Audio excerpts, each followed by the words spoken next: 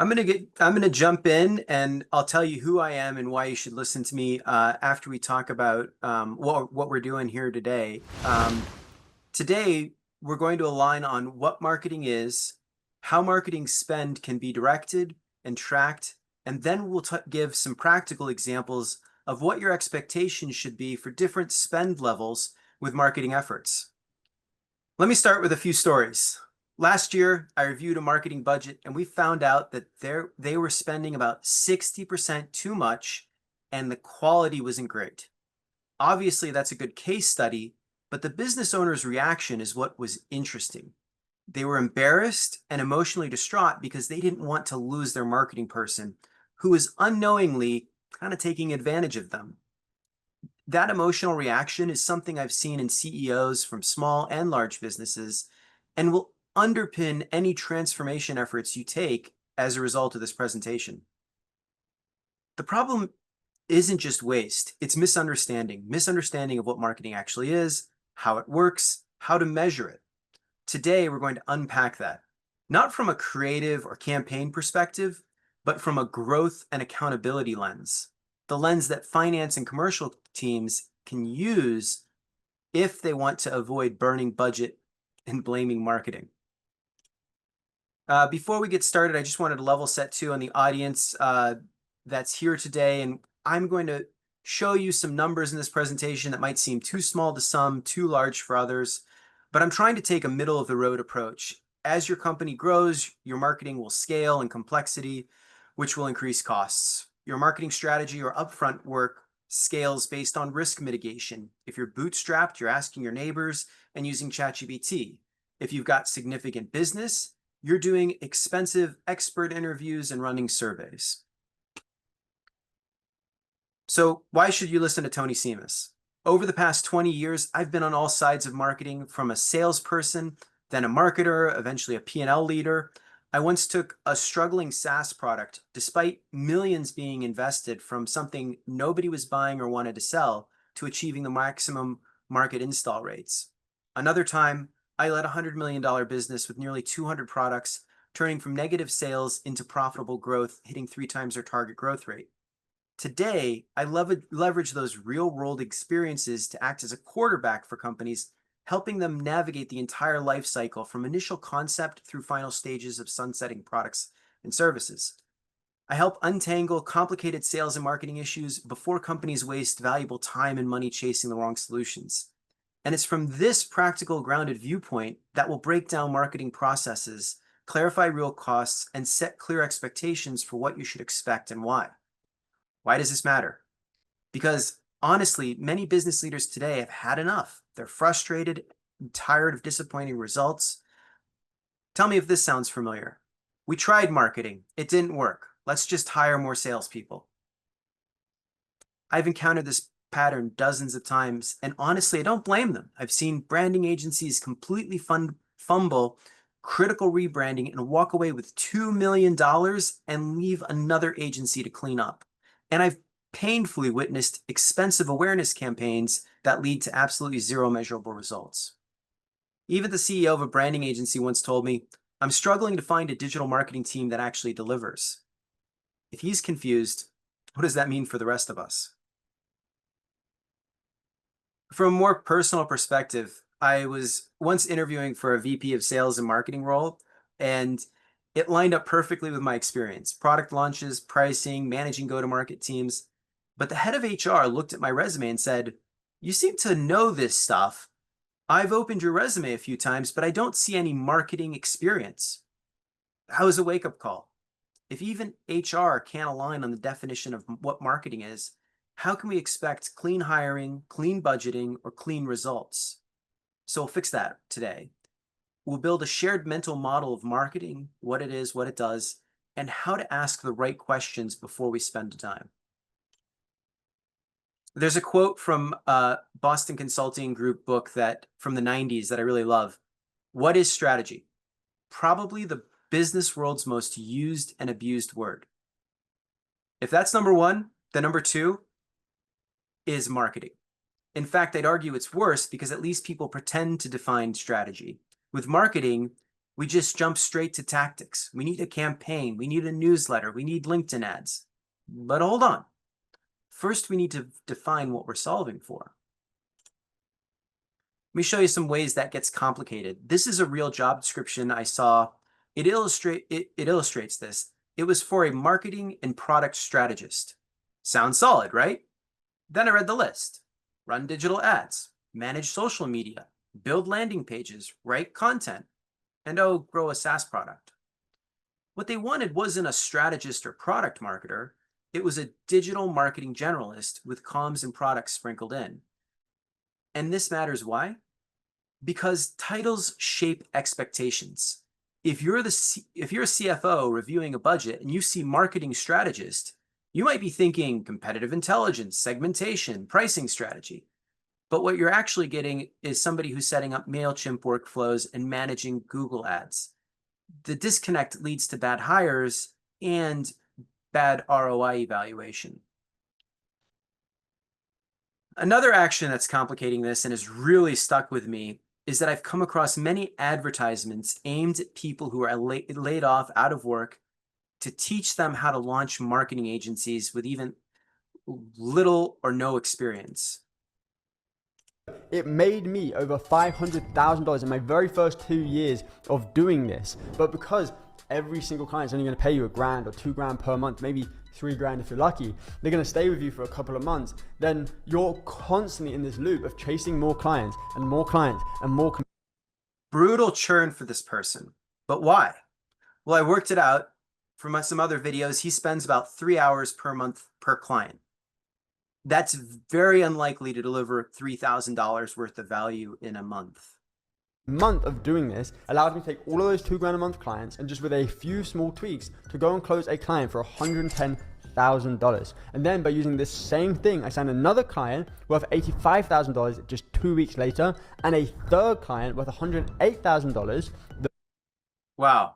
Easy, big money, going from doing one thing to $3,000 to $100,000 a month. I mean, it feels more like, and no offense to people who do this, is a valid thing, but multi-level marketing, right? A modern day Tupperware or Amway situation. Let's see this third clip. This is a little bit more of If you're a digital marketing agency and you're struggling to get consistent client results with SEO, some of those struggles are you need multiple people to fulfill on an SEO campaign for starters. Nobody is good at everything. There's pieces, you have content writing, link building, strategy, keyword research. Typically nobody is a jack of all trades that's really good at all of those things, is they just cannot. So it's the agency behind the agency, the actual SEO firm that does the work, because marketers might not have all the skills in-house.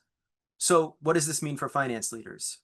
Your executive team is going to be bombarded with sales pitches from this guy's students offering extraordinary marketing results. A friend of mine who runs an SEO agency said he has a client call him at least once a month saying, "Hey, these folks said we could be ranked top 5 for this keyword." My friend's response every time, not even Amazon could rank top 5 for that keyword. So then what can you do? Ask them, list out what they will do, what the deliverables are, what the outcomes will be. What are you outsourcing? Where's the strategic and planning layer? 90% of what's being sold is execution without insight. No upstream logic, no accountability for results. There's even some sophisticated firms out there contributing to the confusion. Here's a firm marketing themselves as a fractional CMO. What they're actually selling: content strategy, digital presence, demand generation. Useful, sure, but those are execution layers, not strategic planning. And the risk is a CEO or board sees this and thinks, great, CMO, we've got a comprehensive marketing machine. Well, maybe not. You've got a couple of downstream tactics packaged nicely, and that creates false confidence, which can lead to wasted spend. So here's the core idea. Marketing isn't a job. It's a business function, an ecosystem of disciplines, just like finance. Many times, auditors, M&A advisors, and tax accountants work at the same firm. That doesn't mean that you want the tax professional doing your financial due diligence or an investment banker doing your taxes. So when someone says, we're doing marketing, the follow-up should be, which part. Because unless you're clear on which functions are present and which are missing, you're going to misdiagnose problems.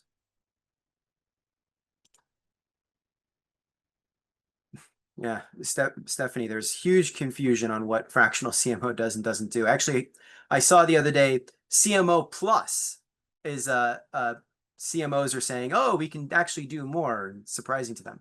All right. To simplify this, I group marketing into 5 core functions. Market strategy, that's the big picture. Which segments matter and why? Product management, shaping the offer to the customer's needs. Branding and communications, how you present the offer. Digital marketing, your online presence and targeting. Event and experience marketing, creating live engagement. Each of these has different skill sets, cost structures, timelines, and outcomes. So when we talk about marketing ROI, we have to start by asking, which functions are we measuring? I see this commonly in manufacturing industry when I'm looking through LinkedIn and I see a market manager responsible for a product or category, and they came from event marketing. I think to myself, wow, how did they learn all those other functions to manage the category? The truth is sometimes they really haven't.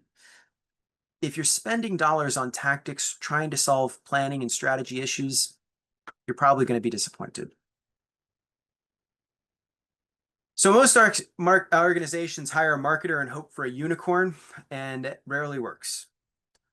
A blend of capabilities is needed. Otherwise, you get misalignment, missed expectations, and high turnover with your people and your customers. One company I worked for with, they cycled through 3 marketing managers during each product launch. The first made an overly optimistic business case to get the product approved to move through the process. The second pushed forward with development despite a lack of market validation because, let's face it, stage gate pass or fail is fail as a marketer or pass as a marketer. The third person, they got fired when the product flopped. But the problem wasn't the people. It was a lack of role clarity, sequencing, and frankly, adoption of their own processes. Here's the better lens. Instead of asking, do we have marketing? Start by asking, which parts of marketing do we have? Which are missing? What you see here is a simplified layout of the core marketing functions, not titles, more capabilities. In a large organization, these are handled by different specialists. In a smaller one, people wear many hats, probably too many, and all companies outsource these. If I were building a marketing team from scratch, I would start with a marketer. I wouldn't start with a marketer. I'd start with a market manager to assess where the opportunities are. Then a product manager to build out and manage the product and enhancements. After that, I would move to branding, digital, and events. This isn't a rigid sequence. It's really a collaborative loop. But the point is, it takes a blend of skills, not one unicorn hire.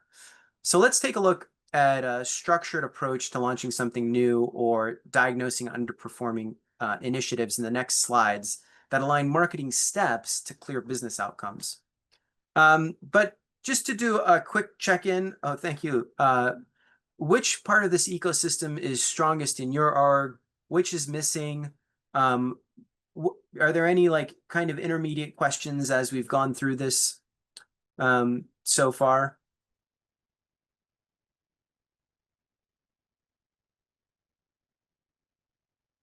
Drop them in. We'll answer some questions at the end. Let's get into go to market. You're probably thinking that's in the top 10 of abused business words. And I think you're right. But if you align on a common definition and that's transparent of what go-to-market strategy is, you'll be okay. I learned that the first time someone yelled at me, "That's not a strategy." So now I start with a definition, which for me is learn, plan, build, execute. Let's walk through that. Learn, define objectives, analyze the market, and validate the product market fit. Plan, establish what your team needs to do to win. If your customers go to trade shows, list out which ones. This scope will give you an idea of costs so you can confirm the business case at this time as well. Build, develop the tools, training, messages, metrics, and timelines you need. In the trade show example, that means, among other things, lining up the vendor that will make your booth. Execute. Follow the plans, track performance, and adjust as needed. If you've done this plan, you should be able to tie back wins and misses to what your assumptions were at the front end. But what usually happens, teams skip learn and plan entirely and jump into make a deck, launch a campaign, then wonder why it didn't stick. Each phase I see having a lead function. So marketing strategy drives the early work and can shepherd you through the full process. Product aligns the offer to your customers. Branding and comms shapes the messaging. Sales enablement comes later, not first. Let's talk about costs to help you get through this. Most organizations overpay for the wrong support or underinvest in critical areas that really persistently have needs. And then they blame the outcome on marketing or sales. You've got three typical models to support this when it comes to building a go-to-market strategy. A coaching model. You do all the work in-house and hire an advisor to walk you through their process until it's institutionalized. Collaborative model. Someone embeds with your team and shares the workload. Turnkey model. A partner owns the complete and whole process. Turnkey model and internal siloed approaches both tend to lead to low adoption within your team. And the reason will probably surprise you. It's change management and transformation. Even if you're choosing to maintain the same strategy and plans, it's best to bring your team along with that process with good change management practices. Pricing, you're looking at anywhere from $10,000 for training on somebody's process and to well over $250,000 for enterprise-wide coaching. I've got to write a book because that's how you get those. I have a slide on turnkey costs a little bit later. The number alone, though, doesn't matter. It's fit to need that matters. This is CapEx versus OpEx thinking, not how much did we spend, but did we create value, and if you have a structure to measure it. In my experience, about 80% of the time, go-to-market efforts default to wait and see mode. No commercial decision gates, KPIs, but no OKRs, no feedback loop, just launch it, pound sales to hit the targets. That's not a plan, it's a bet. If you don't have the budget or timeline to do it all, that's fine. Deprioritize with purpose. Know what you're skipping and own the risks. The level of rigor in this process, especially from the finance side, is what takes marketing from a soft investment to a measurable one. And frankly, in today's age, you can put all of this into AI. Your marketer's probably already doing that. The challenge with AI becomes decision compression. AI will give a very plausible explanation of what should be done, and it could be right, but you still need to validate it and build a business case around it. Let's pause for a second and think about that ROI, because that's really where things get fuzzy fast. There are really two kinds of marketing ROI, the hard kind and the soft kind. The hard ROI, and honestly, the right way when it's possible, is direct attribution to what your actions are. That's when someone that's when someone clicks on an ad, fills out a form, attends your webinar, downloads a white paper.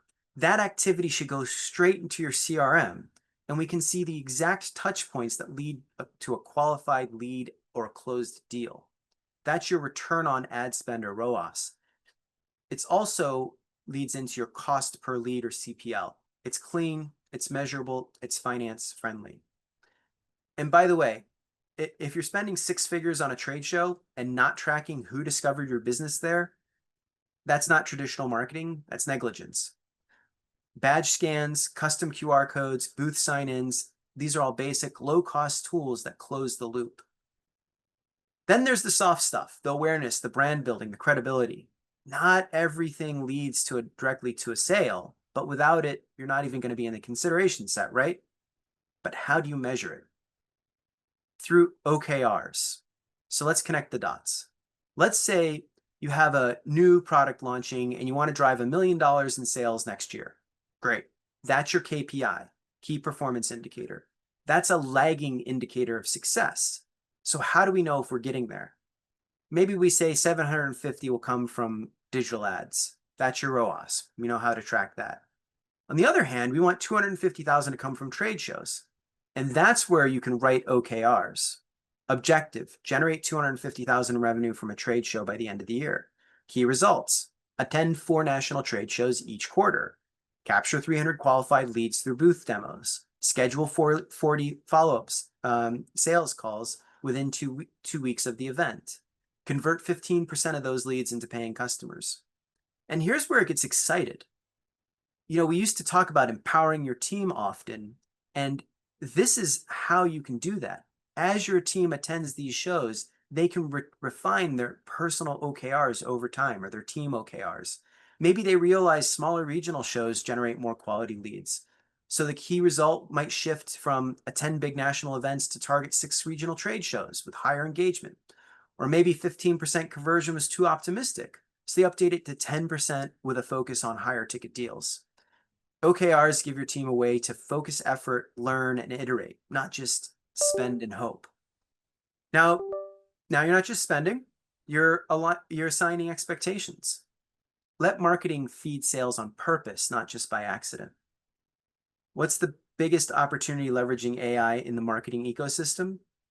When we talk about some of the marketing costs and the tactics, we can we'll talk about AI all over that. Good question. That's the next section, right? Perfect. Now that we've clarified how a marketing strategy is set and measured, it's a good time to shift gears and talk about pricing and what you should expect to get at different budget levels. To be clear, the next few slides aren't proposals, they're reference points. Think of them at like cost benchmarks or staffing bands.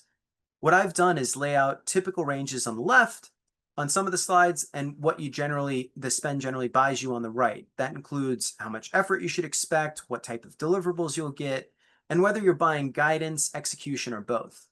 My hope is that these price ranges help you to pressure test proposals, budget more accurately, and most importantly, spot red flags before your spend turns into a sunk cost. So let's break down that typical turnkey go-to-market strategy cost. The cost difference is really in how much validation or verification work you do. We don't have a crystal ball on what the right marketing is to do, but we can take steps to mitigate our risks by having a plan that ties to our hypothesis so we can make adjustments when our hypothesis turns out to be incorrect or correct. But let me just pull out the main points because I know these slides are very busy and you'll be able to look at them later. The first is a low-end $7,000 option. I would call this like a lightweight GTM kit. It's AI assistant. You get an AI-generated playbook with templated outputs and customer profiling. It's light on external validation, heavy on internal validation, but it's best used when you're already confident in your market and have information to feed into it. It also works really well for small businesses or where you have an opportunistic market where you've just got people going and selling opportunistically, but not having a heavy investment in. A full version, a proper go-to-market strategy, the kind that defines the segments, validates your offer, clarifies messaging, and aligns execution. $60,000 to $150,000, depending on the complexity, the number of markets, number of products. The primary research, you will include primary research, cross-functional planning, sales enablement mapping, and a strong messaging foundation tied to your business objectives. If you go with a big name firm, Big Four, MBB, you'll see pricing above 200,000. More boutique firms, 150,000 range. The rub is with the big firms, you often get whoever's available off the bench. With a sharp independent or boutique, you might get somebody who's actually built and launched products in your space, not just studied the category.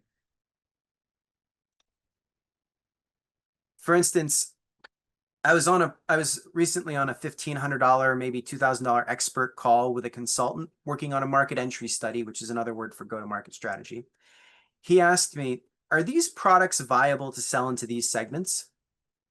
Because the answer was no, it was kind of clear they spent $1,500 before maybe Googling it or asking people internally. The price tag isn't what defines the value. It's the insight, the experience, and the ability to apply it to your context. Here's a common mistake I see. Companies try to shortcut this phase. They ask a few people internally to pull something together without giving them the time, tools, resources, or structure to do it right. And what happens? They launch on assumptions, or they skip validation and just hope. And that usually leads to one of two things: stalled growth and a do-over, or a scramble to just buy leads and hope they convert. Either way, it's not a marketing failure, it's a planning failure. One of the challenges in marketing is that there are a slew of vendors out there that claim to do end-to-end marketing, when really they're doing something very specific. And your mission is to uncover what the vendor's true superpowers are and then hold them accountable for those. For instance, let's say you're confident in your business case and you're ready to take the product to market. That's when you might consider bringing in a launch specialist. A launch specialist is different than a general marketing vendor. They don't just make marketing collateral, they focus on how to activate the product and bring it to life in the market. The price range, based on the complexity of the product, $15,000 to $50,000 a month. It's a big ask, but if you have a technical product that's complicated, I've seen them bring things from the 1970s and relaunch them and drive sales. It's cool. It's a cool niche. But one tool that they use to do this is voice of customer. And I want to pause to address that really quickly. VOC is typically dismissed due to a perception of redundancy. I often hear, "We did this already. Why are we doing it again?" It's not redundancy. It's functional perspective. Different teams listen differently. A product strategist listens for technical fit. A branding team listens for emotional resonance. A sales enablement team listens for objections and decision frictions. Your go-to-market strategy should evolve as you build it, so you constantly want to be testing it to make sure your hypothesis, your product is still relevant. Many times companies move forward linearly, not hearing the customer's voice again until complaints roll in. I recently supported a company that had stunning branding, beautiful website, great pitch deck, but the product, it didn't meet the technical expectations in the marketing. It turns out the team's initial VOC was biased. The company asked surface level questions and their customers did not challenge them. No one validated their internal hypothesis or finalized the product or the finalized product configuration. And the takeaway here, voice of customer, it's not one and done, it's layered, it evolves, and each layer not only mitigates risk, it also answers questions or different marketing function questions. So if you're investing in a launch or to advertise a new product, you might win attention, but lose deals. Another example, I recently reviewed excellent VOC transcripts, amazing, but they were misinterpreted when they were used to build the sales playbook. Their customer said that the products were high quality. They meant consistently mediocre construction. The consultant writing the sales playbook read it to mean premium construction, high quality premium product. So it's also a challenge to interpret the VOC. In this example, a product development and launch went on for 6 years through 4 product managers with no sales. The company's aspiration was to have a system that monitored manufacturing plants and provided optimization recommendations. That was possible, but only if the customer agreed to collect data for years. The leadership team and the initial product managers weren't able to take into account that feedback. It's likely due to bias in the VOC. They wanted it to do this other thing quickly. After they did heed the VOC, they changed how the product worked to monetize value immediately, which drove sales. In fact, many companies have a desired future state, which is great, but when they sell it early, it leads to buyer's remorse. company just launched a product, an AI product, and they rolled it out last year. Big company, and it was a $350 license fee. And they implied it would have features that are just now coming out this year. That leads to buyer's remorse. Okay, time to pivot. You've got a good product in a good market. You know what types of customers will buy your product. Now you might ask, what's next? Finding the right customers, or finding customers, the right ones. You can buy a list of potential customers, or you can have your sales and marketing teams build the lists on their own. What you're looking at here is using an AI platform to pool your entire company's connections to enable referral paths to a target company. They're prioritized by the number of engagement points, such as emails, meetings, and even school alumni. So this would be maybe a base rate of $700 a year plus $70 per user. In addition to the connection paths, they also give you an AI sales assistant with it that's built from your website and marketing materials. So even your least experienced salesperson can provide value quickly. With most of these systems, there's a credit system for the contact information. So you're limited to a certain number of contact phone numbers and emails per month. Across all industries, though, there's one truth that keeps coming up. Referrals outperform cold outreach. So most effective systems tend to focus on your existing network, helping you unlock warm intros from partners, clients, and colleagues. On the right, you can see what's typically included, modern lead gen suite, CRM and calendar sync, LinkedIn network mapping. The bottom line is lead gen tools vary a lot in cost and accuracy and depth, but the real multiplier is how well they're paired with your segmentation and targeting. Let's consider some more traditional approaches as well. These are more DIY tools that I would like to talk about. They're platforms your team can use to manage directly. LinkedIn Sales Navigator is a great tool. It costs maybe $60 to $80 per month. Zoom Info, which provides phone numbers and emails, probably $1,000 per month. Or there's some mid-tier competitors that are in the $100 to $200 a month range. Those less expensive ones, they might have a tighter data cap, and I've heard less accurate info. Most can sync with your CRM system, track relationship strength, and even trigger outbound sequences, ideally using AI-driven assistance. You can also buy off-the-shelf lists for a few $1,000s, custom list for $2,000 to $50,000, depending on if it's from a boutique firm or corporate research company. The range comes down to who's doing the work, offshore researchers versus niche experts, and how much segmentation or insight you're getting. These large lists can really overwhelm your sales team.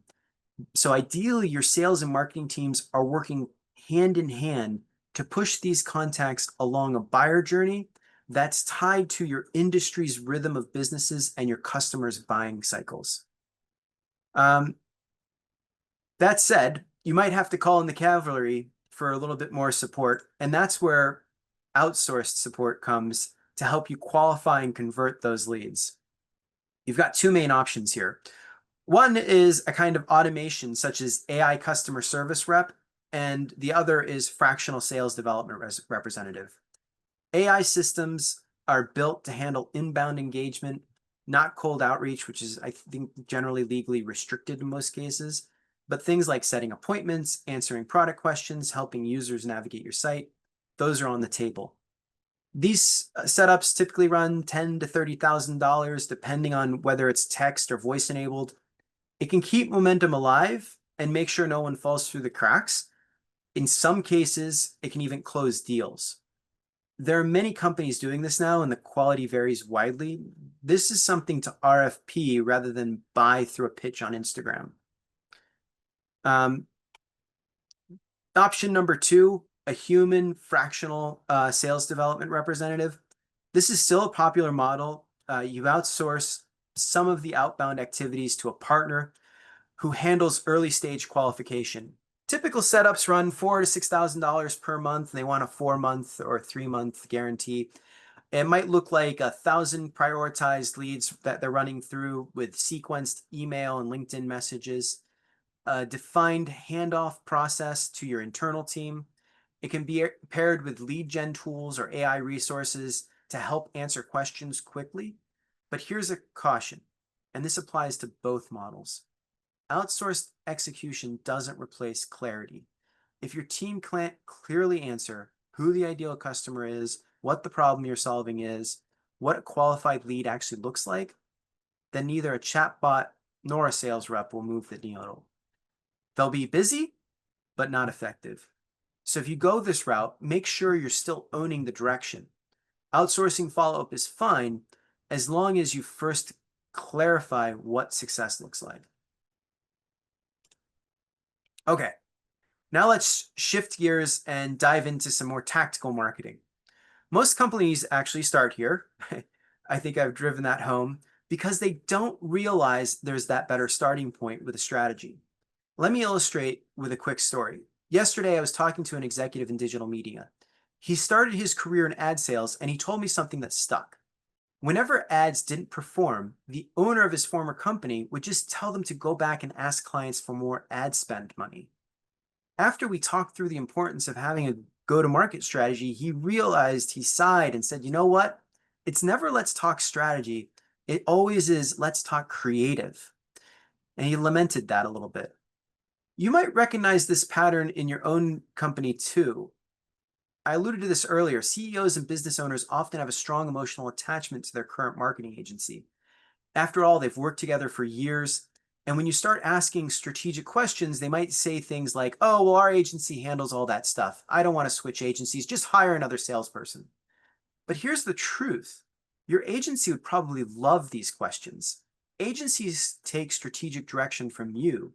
And if you don't provide it, they have to take educated guesses. Let me share an example of how that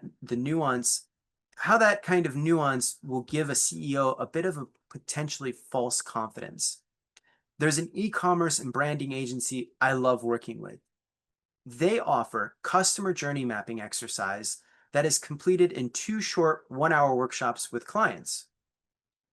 Contrast that with hiring a consultant who would typically take 1 to 2 weeks, conduct deep expert external and internal interviews to develop their robust map. Or if you want to hire the person who literally wrote the book on customer journey maps, you could spend anywhere from $80,000 to $250,000. 3 journey maps, vastly different levels of rigor, validation, and cost. And so remember, marketing can be a risk-assessed exercise.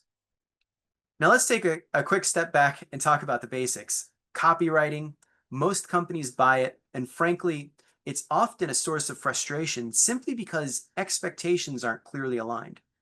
Generally, content relationship falls into 3 buckets. 1, the agency does all the research. 2, you provide the content and insights yourself. Or 3, a hybrid approach. And we'll listen to this person explain that. What makes our content offer different from the thousands of other marketing agencies out there? Even if you're working with an agency, sending over assets and content ideas is also time consuming and hard to keep up with at times. What we have done is created an entirely interview-driven process where we extract your authentic voice and your expertise through regular interviews. So not only does your content feel real, relatable, but it's also aligned with your brand.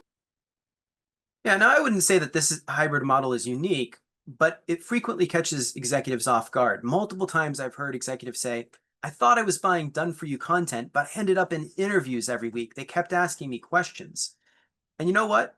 They're not wrong, but they're not being tricked either. They're just bumping into the reality that we don't talk about enough. Even the very best copywriters can't tell your story without your voice, your knowledge, your experience. Those weekly meetings, they're not interruptions. They're vital signal gathering moments. And the difference between generic content and content that actually moves decision makers. Another smart approach I've seen is one company films these subject matter expert interviews and repurposes the footage for clips and quotes into other formats. 2 birds with 1 stone.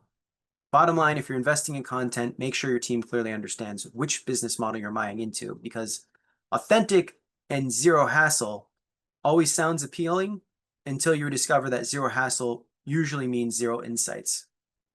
Here's a couple of pricing examples. It's typically best to tightly integrate your copywriting efforts with social media management, SEO, and paid advertising. But I know sometimes you need a piecemeal approach, especially if you're talking with a full service agency and trying to dissect that, managing a tight budget, or just looking to drive awareness with a highly specific tactic. So let's quickly talk through some typical pricing points. Social media, one of my favorite areas, a fascinating intersection now between automation and authenticity. Today, social media costs can widely vary. $9 a month for an AI bot to premium boutique firms, $5,000 per month, and even more for a higher level. For $9 a month, you can have an AI tool that automatically creates LinkedIn, TikTok videos of you from your existing content. To be completely transparent, I personally use one. It's not perfect, but it's pretty good. People are surprised it's not me in the videos, but it's impressively getting better and sounding more like me every month. With AI, it's important how you train the model. Moving up slightly, you've got for $200 a month, reposting services, recycling industry articles, no deep targeting, but it gets you visible and active. Mid-range services, $700 to $1,000 a month for maybe your executive leader. Yeah, you get AI generated content, cross-platform posting management, or smarter automation, including AI enhanced messaging, LinkedIn outreach, and even some neurolinguistic targeting with direct to messages. Some of these services even help you sequence and automate that outreach. $2,000 to $5,000, that's when you're getting a person, no AI, no shortcuts there. The boutique firm, highly customized, handwritten, human-written posts, highly targeted campaigns across multiple platforms, including email. Here's the general rule of thumb. The more you pay, the more targeted, customized, and controlled your outreach becomes. My advice is to partner with somebody who generally understands your industry, or at least closely can match your brand's tone and style. Remember, if something looks impressive, it doesn't always mean it's valuable. For instance, I'm beta testing right now an AI service that generates comments on LinkedIn posts, and it is honestly impressive. Me on my best day, everybody says, "Thank you for the question." But there's a catch. Executives rarely post publicly about problems that you could actually solve for them. So for most of us, this social outreach isn't primarily about direct lead generation. It's about consistently building your credibility, authority, and brand presence. Okay, let's move to the last one, the elephant in the room, SEO. Search engine optimization. This is a screenshot of my actual SEO dashboard after paying $100 a month for an entire year. As you know, SEO is supposed to drive traffic to your website, but after 12 months, no significant gains here. Definitely not the big results that were promised to me. But here's the twist. I still find value in the content. I use their content differently, taking the raw material they provide by this low-cost service and rewriting it myself, adjusting it, personalizing it, making it match my voice and message. And that's the real lesson here. I didn't get what they promised, but I did get real value once I changed my expectations and reframed how I used it. The truth is $100 per month, expecting substantial SEO growth just isn't realistic. And that's my point. You can go low cost, but you still need to put in the work yourself. Even with a service claiming to be done for you, your involvement does matter. Here's some more realistic pricing expectations with SEO. SEO is basically the art of getting Google to promote your website without directly paying them for ads. It's kind of a conflict of interest. You're paying an SEO agency to position your site right below those Google ads. Often, these same agencies will manage your ad spend as well, so you want to clearly understand how they balance organic versus paid search for maximum return on investment. And they can do that because when you click on a Google ad or a Google page and there's a call to action there, you have a number of ways to track that back to a person.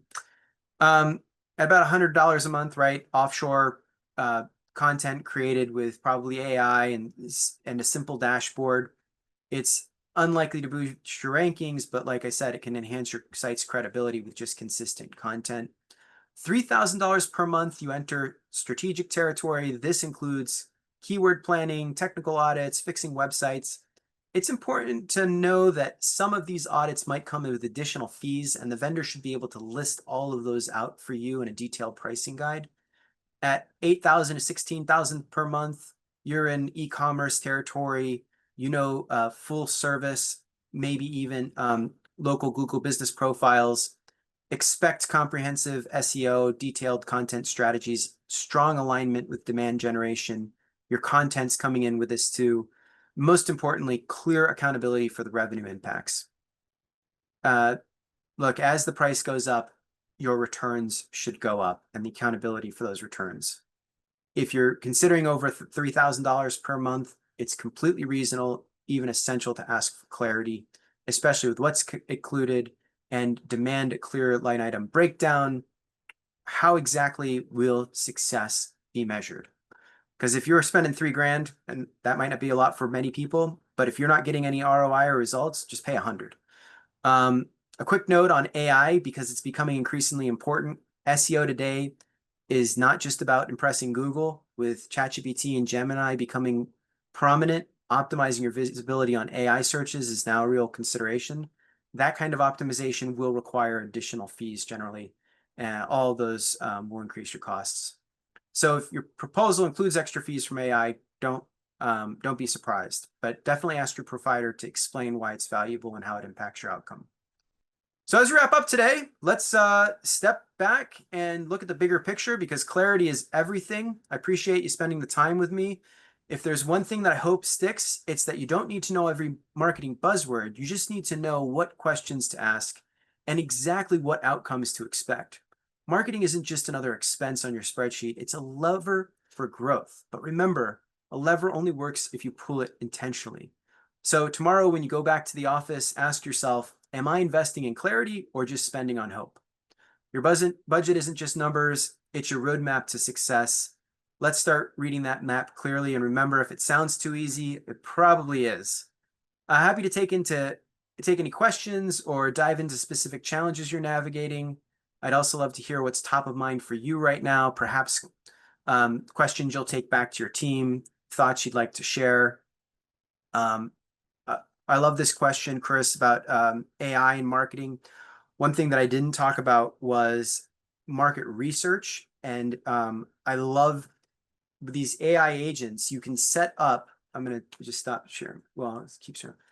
You can set up AI agents to monitor multiple different areas. So you can monitor LinkedIn, you can monitor all of your customers' press releases, you can monitor Google patents to see what's happening. And AI can pull all those sources together and contextualize it and give you information real time that, I mean, from my perspective, what we used to spend, get a snapshot maybe once a month if we had a marketer who was able to do that stuff. Yeah,